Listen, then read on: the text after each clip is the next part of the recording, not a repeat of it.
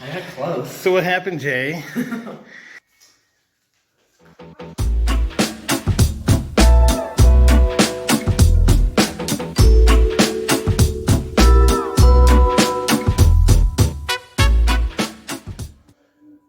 Tell us what happened. I tried to do a handstand push-up, and when I got down, I couldn't hold it much longer. I smashed into my Could we face. reenact the event, please? Reenact the event or try to actually do it? Try to actually do it this time, but...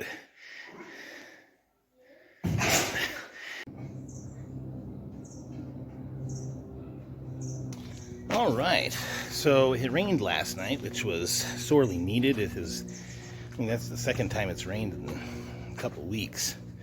So, exercise with Jay, and now I got to run up to the store, which is typical pretty much every day. End up going up to the store. I'm not sure how the day is going to shape up, but obviously we'll be bringing you along and sharing what we do.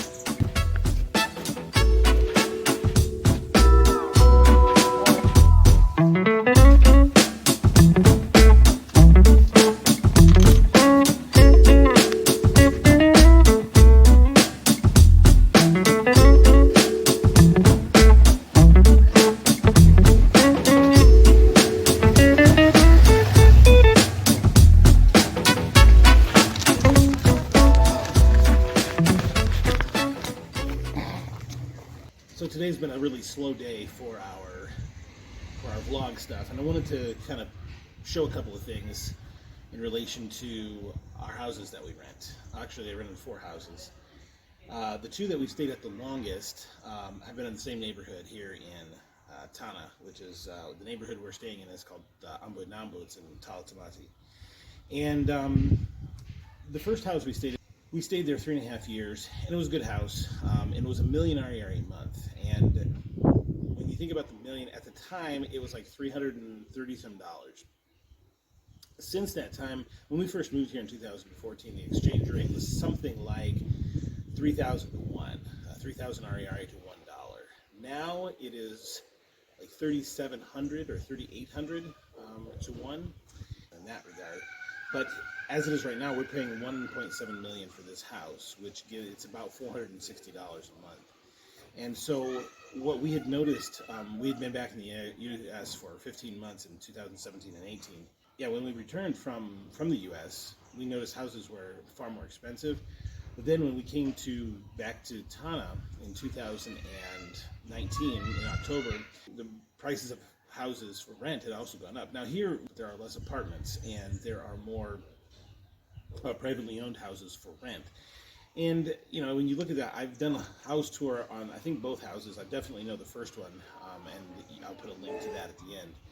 But, you know, the houses are not kept well, and it's this idea, and I guess it's this idea everywhere, that you want to maximize your profit and minimize all expenses. They leak.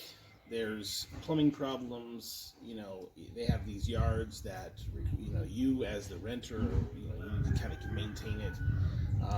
I don't like to hire a help, local help, which, you know, when they do mow the lawn. In the previous video, you saw us mowing the lawn. You know, I bought a lawnmower. I'm sorry, 1.8 million RERE, which is something like $500 for like a base model one that you can get for $200-300 in the States. So, you know, things are much more expensive here, and, you know, I wanted to mow, or my son have him mow.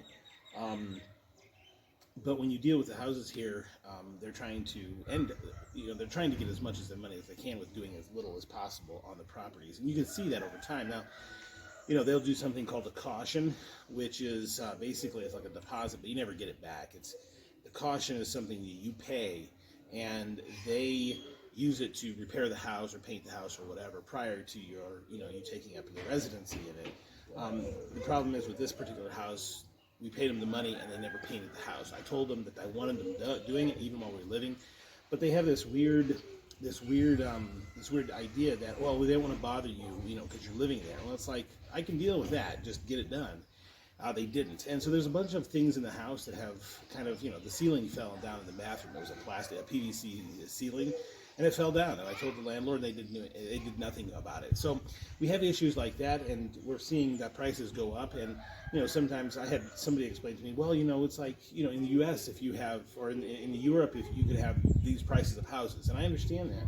But when you're in Europe or the U.S., you have community services like fire and police and ambulance and nice roads and stable electricity and stable water and things like that. But when you live in a place like this, they seem to think that it's okay to charge you that amount, especially the foreigners, that to charge you that amount, even though they're not going to give anything to you in return for that. It's you have a place to live, and then you pay your electricity and you pay your water.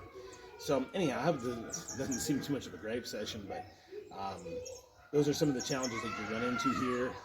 And as a foreigner, I have no protections or very limited protections by law. I don't know the laws most of the time because they're in foreign languages that I'm not familiar with, and trying to get a straight answer on that is not always clear. There's this assumption that as a foreigner that you must be rich if you come here to live, and that's not the case either. So those are some of those challenges, some of those cultural barriers and ways of thinking that are quite foreign to Westerners, and that you have to kind of negotiate when you come and live in a developing nation like Madagascar.